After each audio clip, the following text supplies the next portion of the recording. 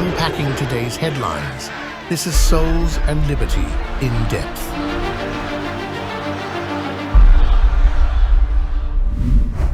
Hello, everyone, and welcome to In Depth, the production of Souls and Liberty in partnership with MyPillow.com. The world, culture, is increasingly complex when you dig into the details, but when you sort of lift your head up and go to that 30,000-foot view, it's not that complex. We here at Souls and Liberty actually do both for you. It makes no sense to talk about general themes if you can't back up that discussion with details. Likewise, to live almost exclusively in the details fails to connect the dots to be able to get back to the broad overview. At Souls and Liberty, we put our Catholic brainpower to work and provide you about an hour of one-stop shopping, framing the issue so you have a better grasp of what's going on and how to respond. We talk about the dots and then we connect them. Spiritual destinies are what's at stake here, what are ultimately being battled over, and the state of the nation is definitely involved in those destinies. Don't think for a second that politics and faith are unrelated. They are very much intertwined. All of this matters because human history and current culture are on a course for the last day, Judgment Day, be it our own individual judgments when we die, or at least the last day, if people were still alive for it. God knows that, we don't. This is the perspective and the lens that we use to bring you what we believe is important for you to know. If you're able to help us in this mission, we greatly appreciate it, and thank you in advance. Please just click on that provided donate link, and you have our gratitude and prayers. Thank you. So today, the takeover of the institutions. When the founder of the Italian Communist Party, Antonio Gramsci, first talked about defeating the West, he spoke in terms of conquering all the institutions, infiltrating them, and taking them over. He had a blow-up with Soviet leader Joseph Stalin, who held that you use violence as the means to get to global domination. Gramsci said, no, you have to subvert from within, subtly but surely. Look, the trade-off, of course, is that violence does get you what you want pretty darn fast, while subversion takes a long, concentrated effort, sustained pretty much over generations that you yourself won't be alive to see the fruition. On the other hand, violence begets resistance because it's so immediate and in your face. The idea being, even if you are successful in the short to the midterm, it's not going to last. Stalin wanted immediate results. Gramsci was willing to forego seeing his success personally. In the end, Gramsci's view proved more effective. The Soviet Union, Stalin's baby, no longer exists, despite being massively brutal for nearly 75 years and killing tens of millions of people. It eventually evaporated. On the other hand, the shift we have seen over the past 100 years since Gramsci spoke in his terms has been barely perceptible. One by one, every cultural institution of the West was penetrated and taken over gradually. Gramsci's ultimate goal was to overthrow the Catholic Church because, as he correctly observed, all these institutions were infused with Catholic belief and teaching, and as long as they existed, they were a testament to the accuracy of that teaching, the truthfulness of it. World communism could not become the dominant force as long as the Catholic Church remained the force it was. That's the 30,000-foot view. Now for some details and what we see playing out in front of us. You know, every little skirmish, every little exchange, every new policy debate, every little war, every little soundbite, every media interview, all of that, and each of it feeds into this grand picture. It's why we say God is in the details. Indeed. So set against this backdrop, what are we to make of this year's election? Well, it was definitely a setback for communism, no doubt.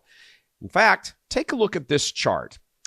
There is a conservative shift, not only in the United States, where 33%, and by the way, that's not a small number by any means, 33% say they have become more conservative since 2020. That's almost the same for Japan at 34%, and of all places, even Germany, although somewhat smaller at 21%. Only in the UK was that not the case. When a conservative trend begins popping up, not just here in the US, but other countries as well, it bespeaks something. It bespeaks that there is a dawning realization that people have been deceived and they don't like it. For example, take a listen to this interview by Glenn Beck of Anna Kasparin, a self-professed liberal and host of the wildly leftist show, The Young Turks. I can definitely be honest about my own flaws and my own mistakes because I bought the mainstream media narrative that there wasn't a migrant crisis. Really? And yeah, I did believe it. I believe because, look, I was an idiot because, I mean, who do you trust in today's media landscape? I know. Right? There's a lot of liars out there. Yeah, and when it comes to mainstream media, the fact of the matter is they do play defense more and more for the Democratic Party. And that's an issue because there was a time when that didn't happen. And so I still believed in their good faith reporting, even though it turns out, a lot of these reports would omit really important details about what's really going on. And so it wasn't until Texas Governor Greg Abbott started busing or sending migrants to blue cities where that woke me up. That woke a lot of people up. And suddenly America realizes, oh, there is a migrant crisis. Why did that wake you up? Well, because all of a sudden you're seeing migrants sleeping on the floor in the police department in Chicago because they don't have shelter for these people, right? You're seeing, these. I love watching streams of city council meetings because that's how you understand what's really going on in these cities, right? These are real people who live there and they get their opportunity to speak. Chicago's been an amazing thing to watch. Wild. Yeah. I mean, I watch every city council meeting from Chicago because it's crazy. Incredible. Yeah. And for me, rather than relying on mainstream media reporting or anyone's reporting, to be quite honest with you, what I'll do is I'll go out of my way and I'll watch, the entirety of a government function, local government function. I talk to real people and I get a sense of where hearts and minds really are. And so on election night, I wasn't surprised at all. I knew what was coming. I totally knew what was coming. I knew that Cook County was going to swing, I think it's about 8 percentage points toward Republicans. I knew LA County, and this is what I was surprised about. I did not expect Donald Trump to flip 10 counties in California from blue to red. But I guess I shouldn't have been surprised about that either. Because when you look at the conditions that people are living in a Democrat-controlled state, well, yeah, you can understand why people are turning their backs on the Democratic Party. You can understand why people are frustrated at the corruption, at the loss of $24 billion that was allocated to help the homeless when homelessness only exploded during that time, and that money is now unaccounted for.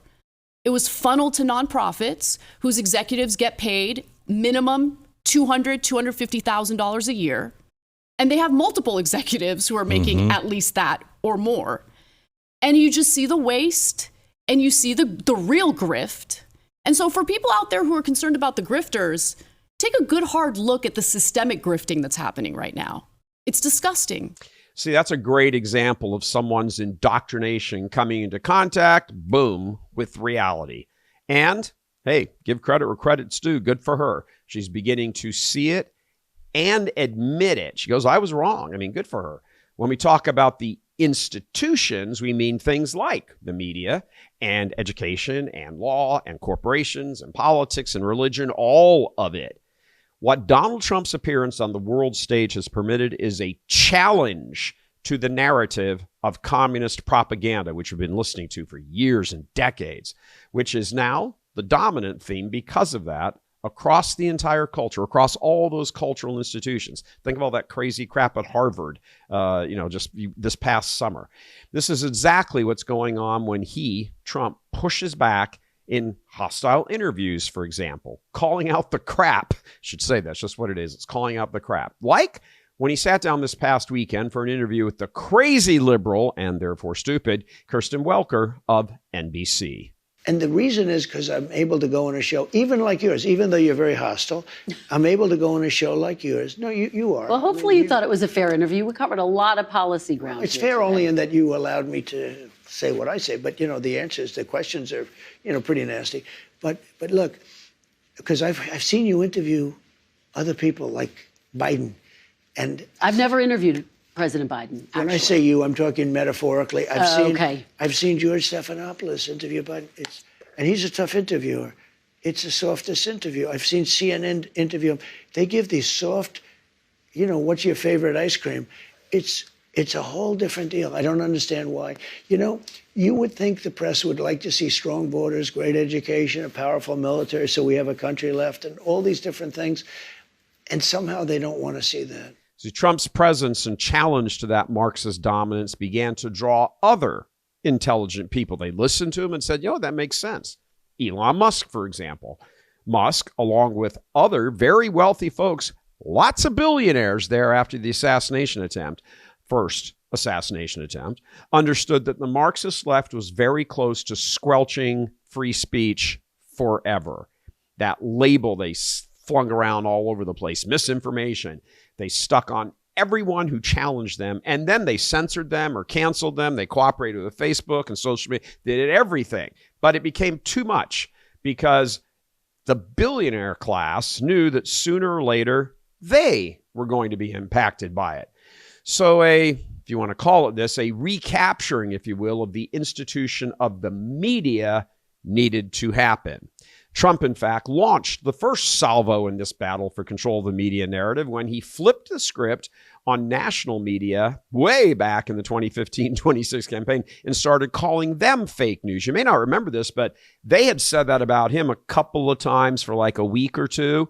Well, he got ticked off by that correctly. And then he said, no, you're the fake news. Well, it worked. There is no one in America today who doesn't know that term, and the media giants understand he won the label game and they lost. They are fake news. What happened between 2016 and 2024 is it allowed the emergence and now dominance of social media as opposed to legacy media. Elon can now say to the social media world, we are the media. You are the media now. And the legacy media loses their collective mind over that. In fact, Trump has done so well, he can actually imply to Welker's face that she's a hack. She's talented, yeah, but she's a hack. And she doesn't really have any response to it. It was hysterical. She goes, you got a lot of great potential. I mean, that's like the worst thing you can say to somebody. In the day-to-day world, that's called pissing on someone's grave. Let me ask you this about It's January amazing. 6th. I wish you could be you have such potential. If you could be just non-biased, you hurt yourself so badly. I'm telling you, they deleted and destroyed all the evidence. Everyone knows it.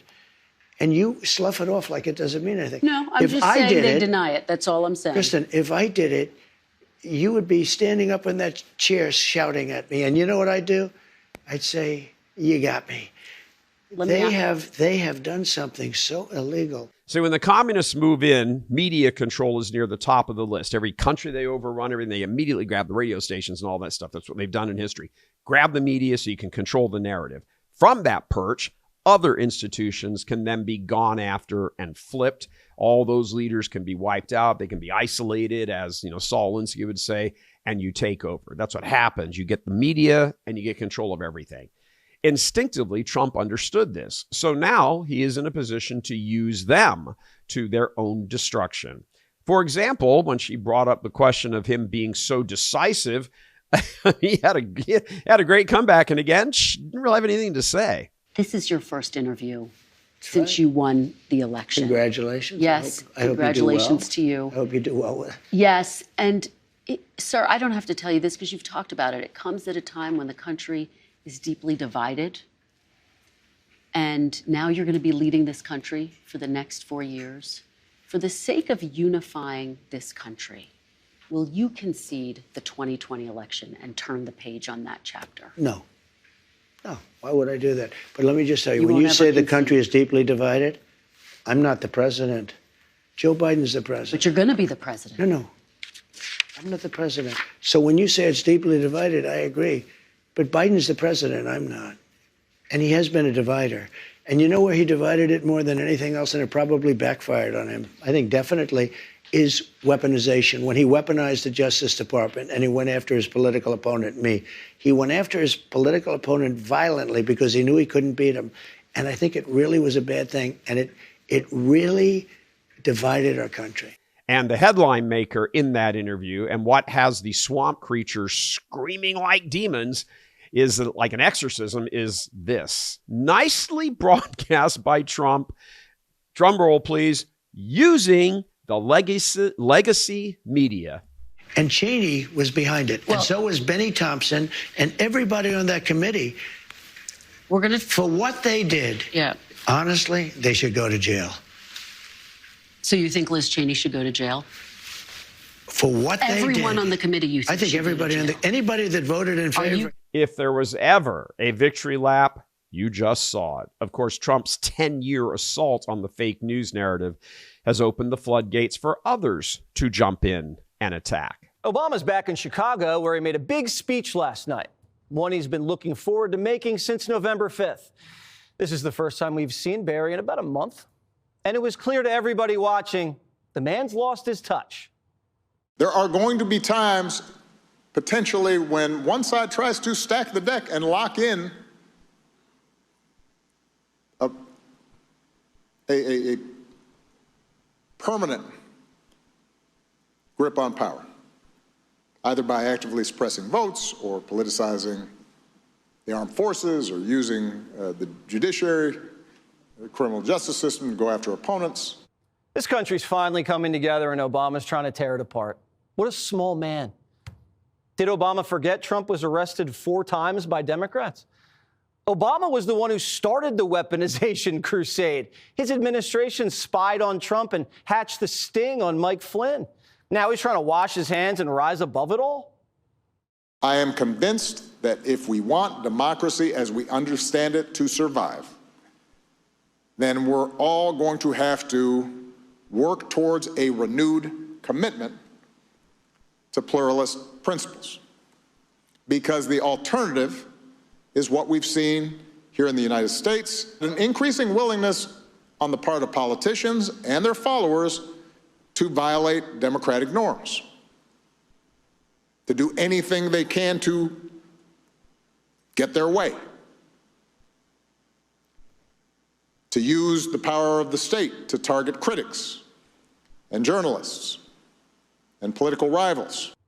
This guy's unbelievable. He's worried about Trump targeting journalists. His Justice Department spied on a Fox reporter. His IRS targeted Republicans. His CIA hacked the Senate.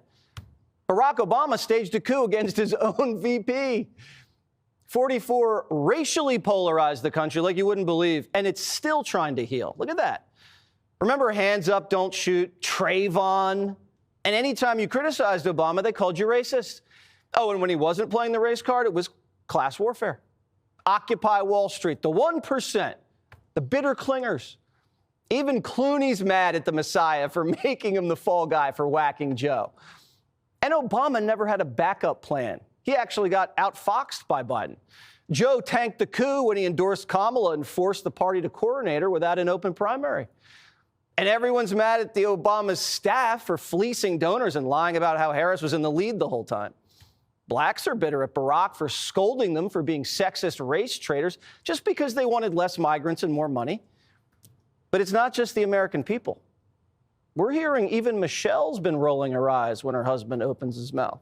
And the combination of a pushback spirit emboldened by Trump and the outlet to display it, emboldened by Elon buying Twitter, is now creating an atmosphere of fear for the commies who thought they had won. Not a single one of their narratives is withstanding the scrutiny of truth. So now we have 2 vaccines that are really quite effective, highly effective. Virtually 100% efficacious.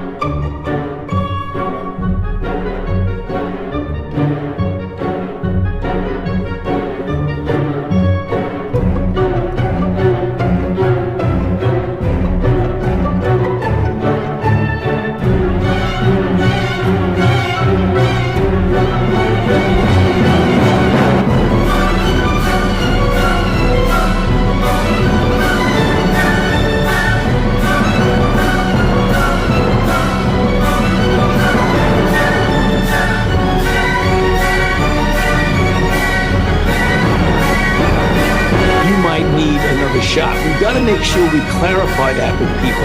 It has nothing to do whether or not it's effective. We know it's highly effective.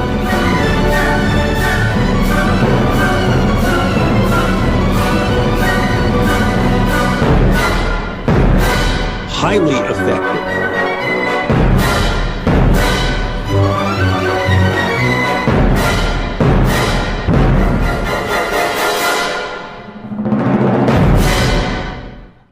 This is not going to be a peaceful season of peace for many in the swamp. All right, when we come back, we're going to be discussing with Trey Traynor from the Federal Election Commission all this chatter in D.C. now about Biden and what some are calling the pardon party. Can he just blanket pardon the whole deep state before he leaves? And is there a rush for all these folks to get on the pardon list before Trump comes in? We'll be right back. Because of your overwhelming support, our 1488 MyPillow has been one of the biggest sales in MyPillow history.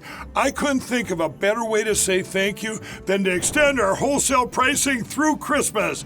Get a classic standard MyPillow for only $14.88. Upgrade to a queen size, just $18.88. King size, only $1 more. Get my body pillows for only $29.88. And ready? Multi-use MyPillows, only $9.88. It's perfect time to stock up for Christmas gifts for everyone on your list.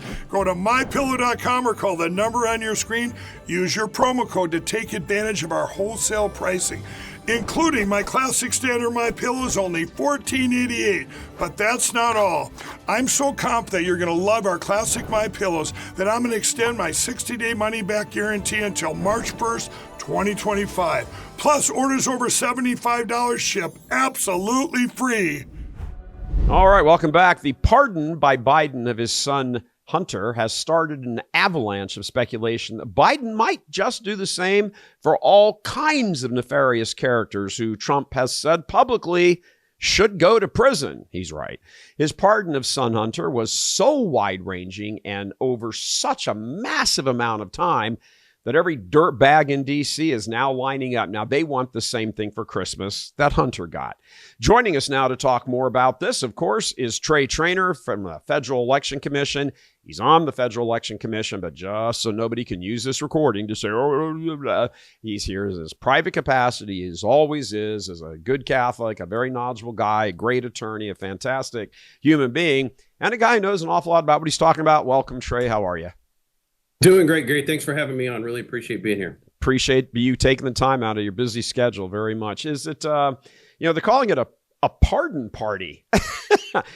Is that a real possibility? Can the president of the United States, in this case, Joe Biden, can he just write 5,000 pardons on the way out the door for, a 20-year span of anybody who's ever worked in D.C. that, was an enemy of Trump? Can he do that? Well, he has the constitutional authority to do that, and it's not something that's ever really been legally tested to great lengths for us to know exactly what extent he can go to. So as it stands right now, yes, he has a pretty much blanket pardon power. Now, it only applies to federal crimes. So if there are any state level crimes or state implications for anything that's gone on, all of those would still be subject to enforcement.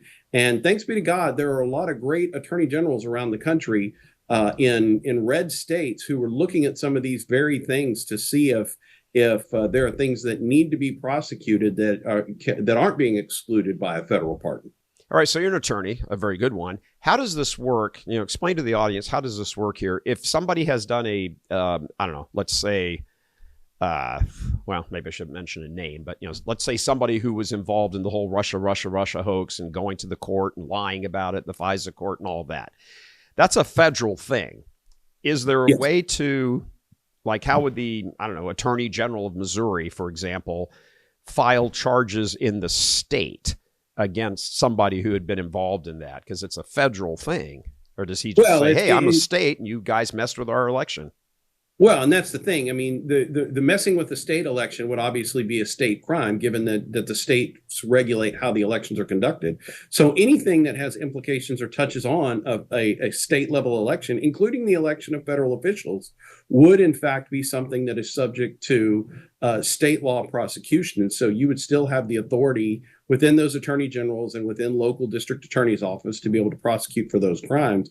It's just a matter of going there. What's interesting about a federal pardon associated with that is that with regard to the federal portions of those crimes, someone who's been pardoned from federal crimes can no longer take the Fifth Amendment protections in speaking about those crimes. So to the extent that there wasn't any overlap, but that the federal crime itself helped inform what was going on in a state level crime, you're now in a position to force that person to testify at least about the federal parts of the crimes that they may have committed.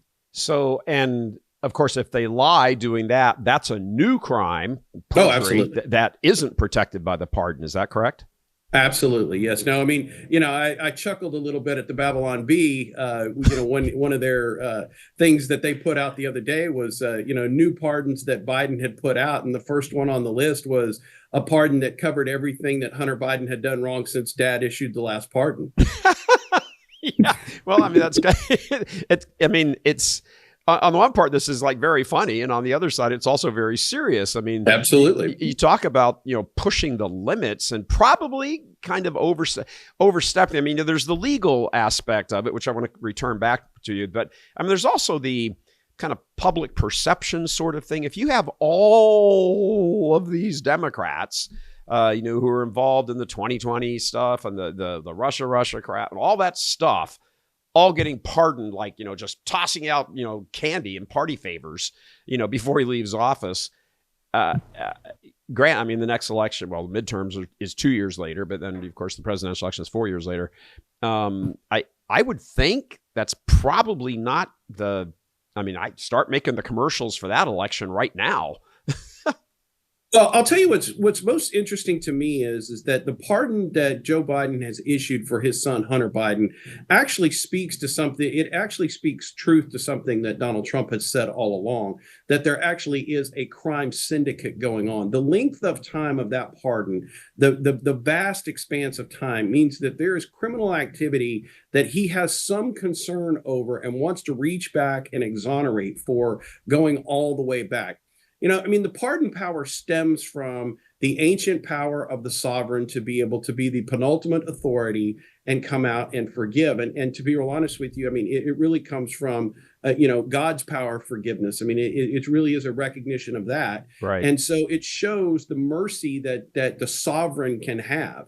And here you see this exercise of mercy going back and really the length of time that has been shown in the pardon that Joe Biden gave to his son. I mean, I've only seen pardon powers like that when people come out of the confessional for things that they've done wrong. But I mean, really, it goes back that far. I mean, it is a far-reaching pardon that is exonerating a lot of activity that apparently Joe Biden knows about that the American public now will know very little about. Yeah, I mean, went back to 2014. So I've got that right. Yeah, at least 10 years. I mean, at least a decade.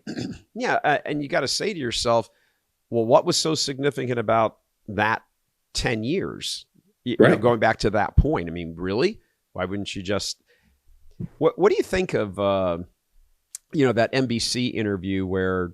The left is running wild, of course, with when Christian Welker asked Trump, you're going to put him in prison. He said, well, I'm not going to put him in prison, but should they go? Well, yeah, they did these horrible things. Should they go to prison? That's is that Trump just sort of trolling people? Is him, you don't have inside knowledge unless you do. If you got inside knowledge, feel free to argue. What I think it shows on Trump's part is a commitment to the rule of law. If people broke the law, there's a punishment associated with breaking the law, and they should go to jail if they did it. In this particular case, I mean, it's one thing if Joe Biden is going to, be the fatherly figure and he's going to pardon his son for a gun crime, or he's going to pardon his son for some level of tax evasion. Those are two separate things, but that's not what we have in this particular pardon. What we have in this pardon is any and all crimes, named and unnamed, that exist going all the way back to 2014. Trey, the broad powers of that pardon. I mean, I want to talk about the rightness or wrongness of people have their own opinions and everything, but just from a political level as well as a legal level, speak to that. I mean, a pardon that encompasses everything you've ever done in your life. I mean, isn't that what the judgment seat of God is for? Well, it is, except, I mean, here you're talking about man's laws, not God's laws. And so, I mean, we've always recognized that authority in our country to be able to do that. And, I've made reference to this with you in the past, and this is one of the lessons that I think we draw from St. Thomas More and his devotion to the law.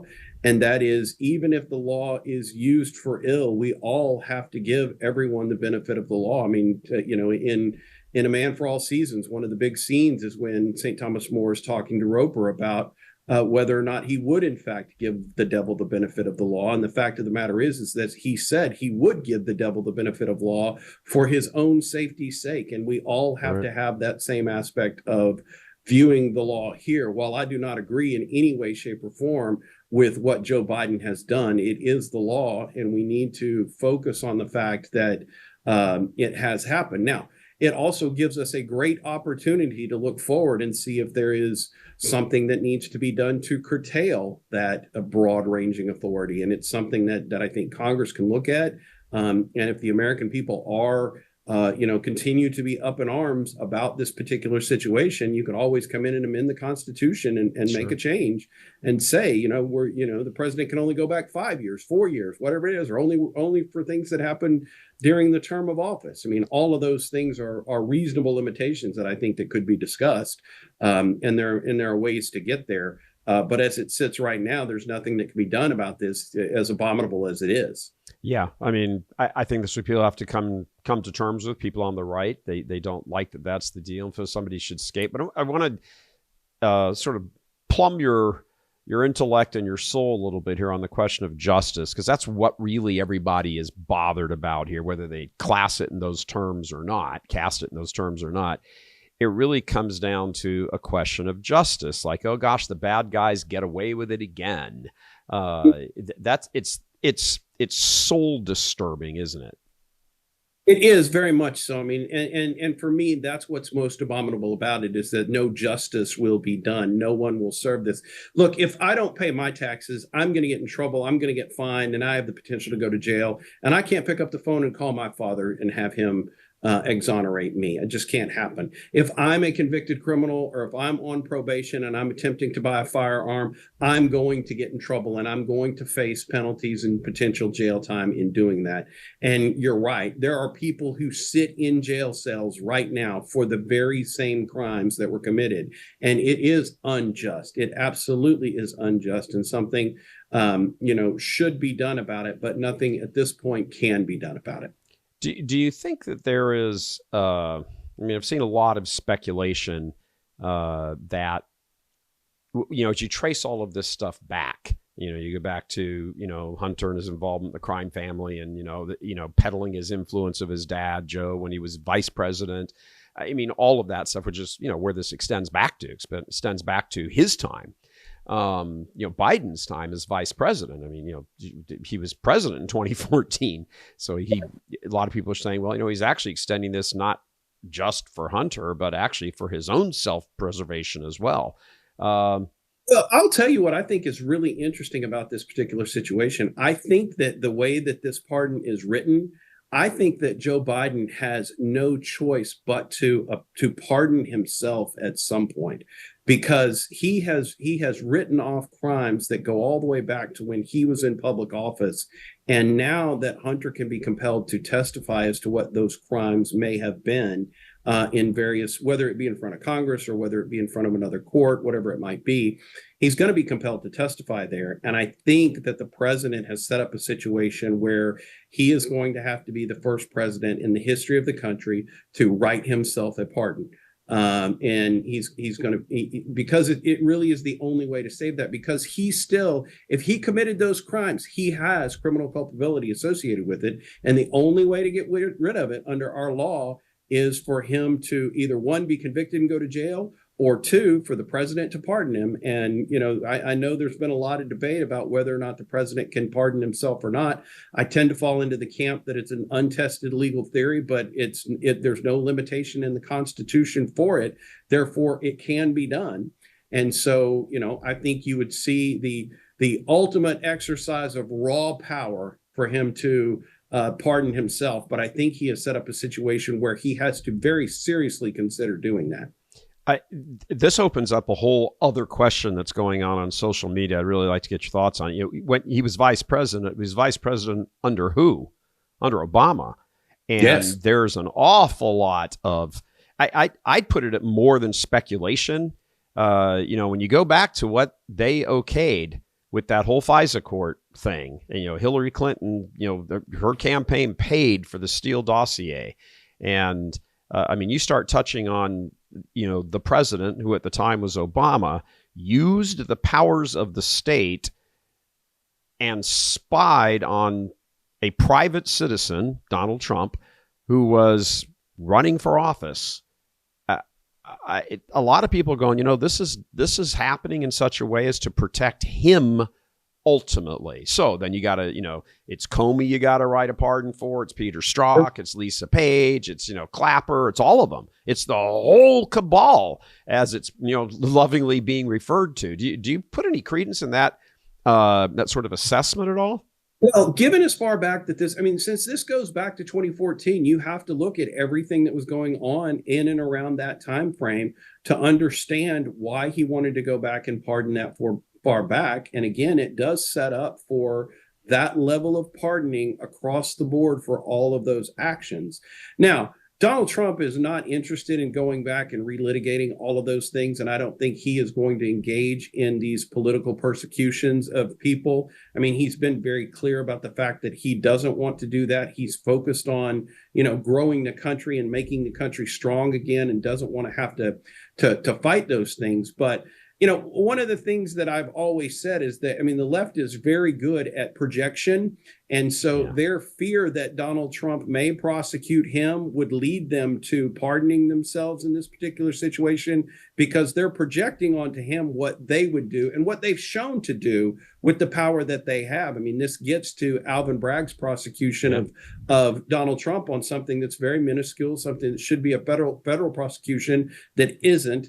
And at the end of the day, that's what the left has done. And it really gets to your opening here of the leftists and really the Satanists taking a long view of downgrading the institutions in order to be able to control the populace.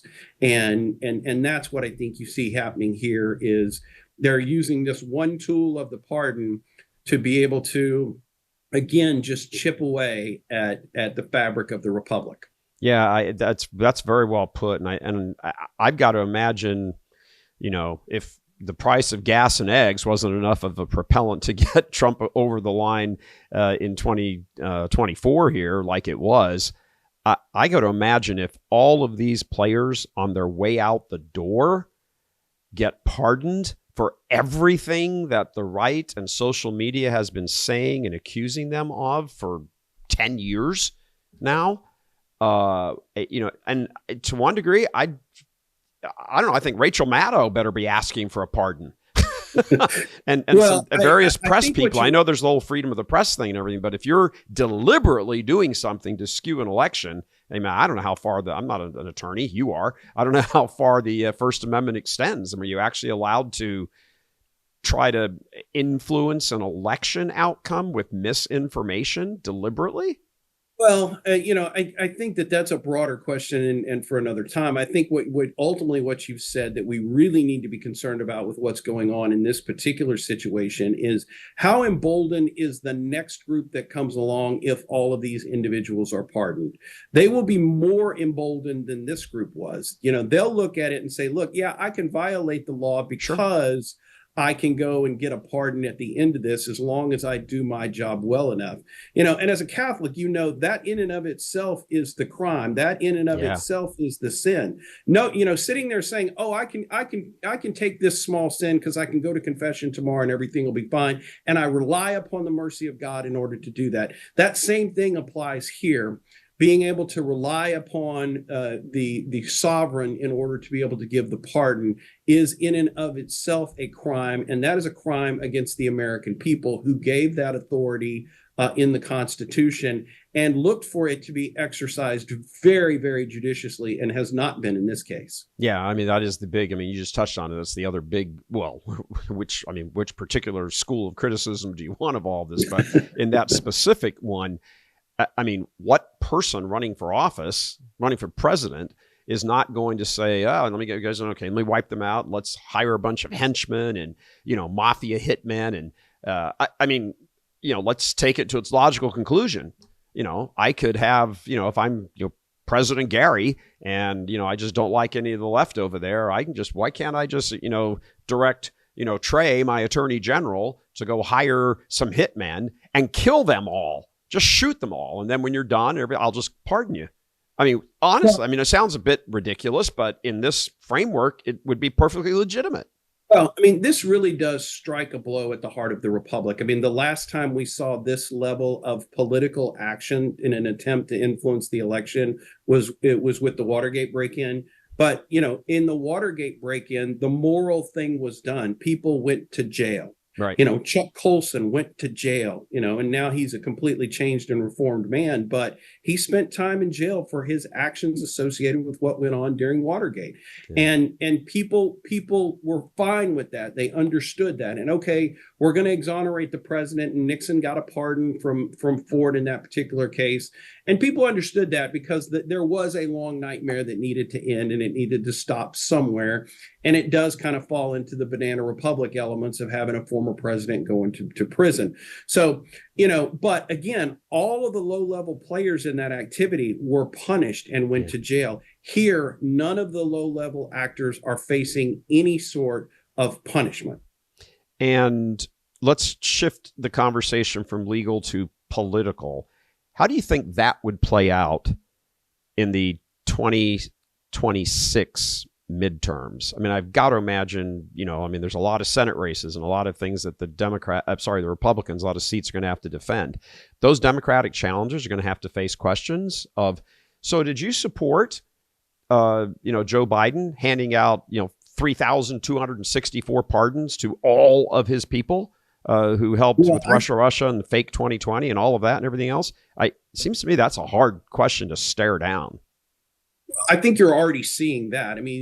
There are folks on the left who are crawfishing as fast as they possibly can to get back and say that, they never really, they took Joe Biden at his word that he was not going to pardon Hunter, and they believed that. And frankly, that was the best that's the American tradition, is that he wouldn't do that. And that's what they relied upon. And now they are moving as fast as they can away from him and away from the entire abuse of the process. And so I think that answers the question of how does this play out during the midterm elections? I think it's an albatross around the neck of every Democratic candidate out there. They're going to have to comment on it, and they're going to have to move in the direction of this was just a raw abuse of political power. It could not be stopped. It maybe needs to have a question about whether we should put some guardrails on it going into the future, but couldn't be stopped in this particular case. But they're going to have to show that they are very upset with it. And I think you're going to see a lot of politicians on the left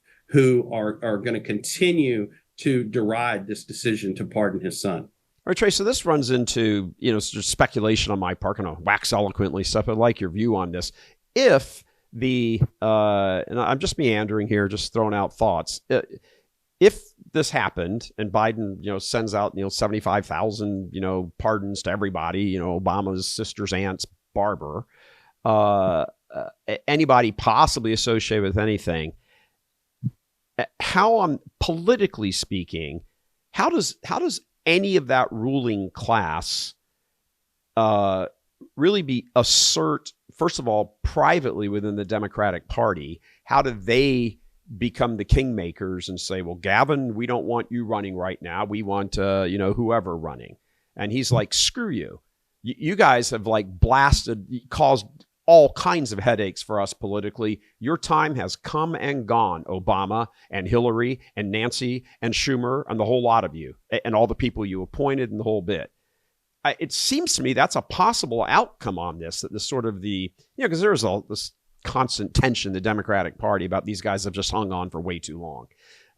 Does this give the sort of new, I don't know who they are, the new Democrats, the younger Democrats, a chance to finally say, you avoided prison, good for you, but we're done with you?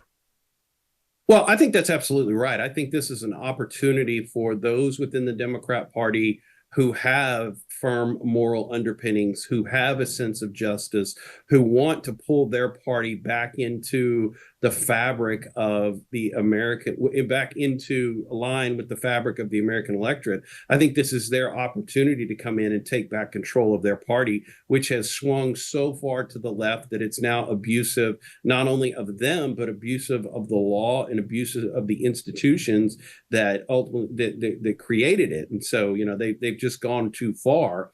And so it almost gets to what you were talking about earlier. I mean, this is violence in and of itself to the law, and eventually people get tired of the violence. And so you can only beat up on the law for so long before people are ultimately going to be drawn back to the moral truths that are written on our heart to say, this is just flat out wrong.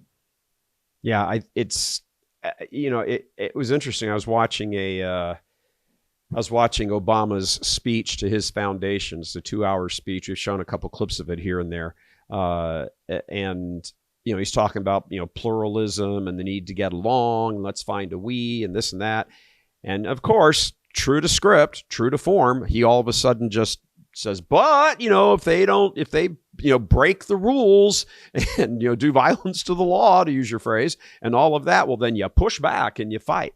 I'm like, to your earlier point, boy, they're really good at projecting, but absolutely, there's nothing changed there. And that's his same old, if they bring a knife, you bring a gun, the believers in the Bible and God and whatever that stuff was. And, right. you didn't build this, all that kind of stuff. I mean, I think people just kind of got sick to death of that. And the fact that he is doubling down on it was his first public appearance in a speech since the month after the election. And he just came out with the same old thing. And I got to imagine that there's some Democrats who are like, I wish he'd shut the hell up. Well, one of the questions that I have associated with, obviously this pardon with regard to Hunter Biden, it's easy to understand that, yeah, Joe Biden probably made that decision himself. Yeah. But to the broader level of pardons that you're talking about, where there's a huge cast of characters, I would be concerned about who is exerting the influence over the president of the United States to make those decisions. Sure. Because from what we've seen publicly, he's not really cognitively capable of making really long, thought-provoking decisions in any substantial form. And so it would really get to the point that I was saying earlier, where there needs to be some level of scrutiny as to whether or not this really is the president's decision to pardon, which is ultimately where that power lies, and it's ultimately his decision to make. Or is there somebody else who's pulling the strings and making these decisions for the president and using an auto pen to put Joe Biden's signature on a document? And that's where I think it would, and there I think would be the big legal hangup as well, is, did the president really decide to pardon 22 other people? Obviously Hunter Biden, easy to decide, pardon his brother, probably going to do that. things like that. Maybe there's a sad sack story that's going to tug at your heartstrings, and he probably puts out that pardon. But the laundry list of people that we've been discussing here, and that is now part of the narrative of these broad-ranging pardons, that I would say, is there an undue influence on the office of the presidency being exerted to where the pardons themselves become legally questionable? I want to ask you this, and this is really kind of going out there, but in that Kristen Welker interview with NBC with Trump, she asked him, will you now turn the page on the 2020 election and concede? And he just looked at her and said, no, which I thought was great. Yeah, no, he can't. He can't, and he shouldn't. I mean, the reason that the 2024 election went so well is because Donald Trump made a big deal out of the problems that happened in the 2020 election. And all of the apparatuses to steal an election still exist. They have not changed. What happened is that the American people, through their sheer exertion of will, overcame the ability to steal an election. They said, we're not going to stand for this. But he's right that the fundamental institutions of our elections need to be investigated. There need to be some significant changes, not the least of which is doing away with all of this mail-in balloting that is rife with fraud. Right. And it is the number one source of where all of the problems come into these processes. Do you think, because there's a lot of stuff coming out. I mean, Sidney Powell, you know, because you're here in Texas. By the way, everybody, if you heard Trey use that expression, they were crawfishing. that's a down home Texan thing right there. Yay, Tejas. I loved it. I chuckled to myself when you said that.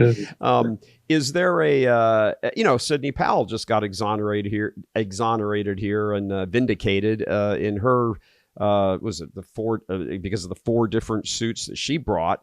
Right. I think that happened Friday or Thursday, whenever it just recently happened. The Texas Appeals Court said, nope, state didn't prove anything. Her opponents didn't prove anything. As a matter of fact, you left out evidence. Right. So there has been, because there's some people who are very tenacious on the right, saying, this is garbage. I mean, Patrick Colbeck up in Michigan, different people around the states saying, nope, 2020 was a thing, and bloody hell, we're going to get to the bottom of it, and these people need to pay. If somehow it became revealed that 2020 was in fact stolen, and therefore now, and you fill in the blanks for me. In my brain, Mr. Common Man, this will be the last question. Is there if somehow that's, I don't know how it would happen, who would declare that it was illegitimate or whatever, but if it becomes the case that somehow Biden's presidency can prove to have been stolen, does that undo these pardons if he grants 25,000 pardons here before he leaves? Well, I think that gets to my point earlier of, unfortunately, we have to give the devil the benefit of law as well in this particular case. So I don't think that it undoes that. But what it does is proves that Donald Trump was in fact right. But more importantly, it gives us a roadmap for going forward to make sure that this never happens again in our country, and really gets to ultimately, I think, one of the things that Donald Trump was running on, which is bringing our country back to its focus on doing what's right for America. Yeah, well put. And speaking of never again, we got about 30 seconds here. Your Texas A&M Aggies, Trey, not in the college football college football playoff. Yes, and if it was up to me, we wouldn't be playing in a bowl game either. I'm just very upset with how the season ended out, and I think they need to go back to the drawing board and work on next year. Yeah, that's but good luck to Notre Dame. I know y'all are hosting a playoff game, so that's great. We're hosting of all weird things. Notre Dame and IU barely play. They're like 2 hours apart from each other. Bloomington up to South Bend, and there they are. And going up. I did think it was funny as wrapping up here. They asked Marcus Freeman during a press conference, "What did you think of the IU draw?" And he goes, "Well, I'm disappointed it's not a team from the South." Right. I cannot imagine a Southern team going up and playing in Notre Dame Stadium on like December 20th. I mean, it's cold there in October. I know. That's exactly right. Exactly right. That's great. Trey, thanks very much for coming on, brother. Really, thanks for having me. Appreciate it. Great insights, man. Thanks for having me. All right. Thank you. All right. Thank you for joining us for In Depth today, where we show you the dots, as we just talked about there, and then we connect them to the big picture, things like justice and right and all of that. It needs to be talked about. Both parts need to be talked about. Coming to you from Houston, Texas, I'm Gary Michael Voris. God love you.